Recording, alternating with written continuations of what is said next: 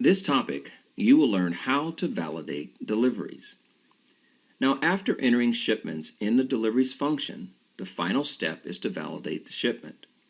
Now, validation of that shipment verifies all information has been entered and performs the necessary stock movements and records the necessary journal transactions. Now, during the validation process, you can validate an individual shipment or you can validate a group of shipments, but you can only validate shipments for a single site one at a time. You can define selection criteria based on the shipment number and or ship to customer. You can also select to print packing slips at the same time based on the shipments defined. Now, once the shipment is validated, it cannot be modified or deleted. And finally, after validation, you can now generate invoices. Let's take a look at the process. Now, because of the flexibility of the system, you can customize the delivery validation process according to your business flow.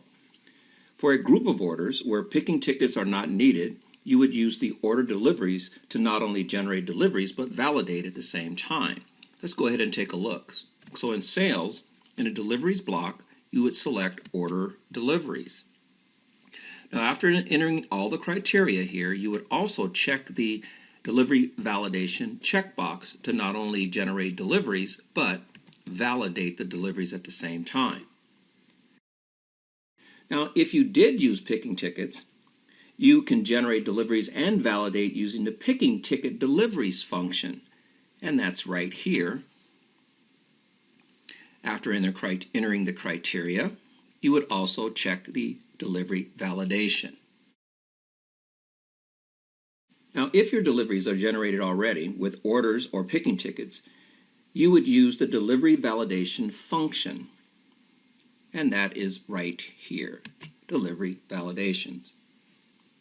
Now, as you notice, each one of these functions allows you to select the company and the site, and only one site at a time. So you would enter the criteria and then click OK to process, and it would process not only orders, but also picking ticket deliveries. Now, because you entered one order and generated your delivery, you also have the option of validating within the delivery function, and that's what we'll do. So under deliveries and deliveries, and we'll check all for all options. And here's our transaction. Here's our delivery function. You can see our product. You can see the delivery note has been generated, of course, and printed. You can also use the action icon here to go down and check the line status. And what the line status I'll show you is that we have an order, the order quantity. It also shows the amount being delivered. So to process this, in the right panel, you just click Validation.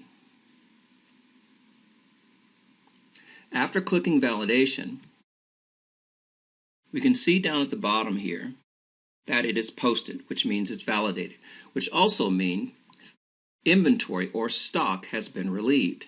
You can verify that by checking the action icon and going down to the line status. And on the line status, not only does it say the quantity ordered, but now it also says quantity delivered.